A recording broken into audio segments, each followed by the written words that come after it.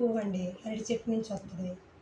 ఇది కర్రీ చేస్తాను, మీకు చూపిస్తాను. దీన్ని ఎలా చేయాలో చూపిస్తాను, చూడండి. ఇలా తీయాలండి, ఇలా తీస్తే ఇలా వస్తాయి. ఇది ఇలా తీసుకుని దీంట్లో ఇలా రబ్బర్ ఉంటుంది, ఆ రబ్బర్ లాంటివి తీసి పడేయాలి, చేదుగా ఉంటుంది. ఈ దొంగోడు ఉంటాడు ఇందులో, దొంగోడు ఇదండి దొంగోడు. ఈ దొంగోడు కూడా తీయకపోతే ఇది చేదు వచ్చేస్తుంది కూర అంటుంది. చూడండి, ఇది రబ్బర్లా ఉంటుంది, ఇది తీయాలి. దీంట్లో దొంగోడు దాకుని ఉంటాడు, ఈ దొంగోడిని కూడా తీసి పడేయాలి, చేదుగా ఉంటుంది. పోసిన తర్వాత ఇలా వస్తుంది, ఇంట్లో చెత్త ఇంక వస్తుంది. తుక్కు పువ్వు రోట్లో వేసుకుని దంచుకోవాలండి. కాకపోతే నేను ఎక్కువ చేయట్లేదు, కొద్దిగా చేస్తున్నానని ఇలా ఈ బండ్లో వేసుకుంటాను. కొంచెం ఉప్పు కూడా వేసి దంచుకుంటే బ్లాక్గా రాదు. దంచిన తర్వాత ఇలాగ అరటి పువ్వు ఇలా తయారవుతుంది.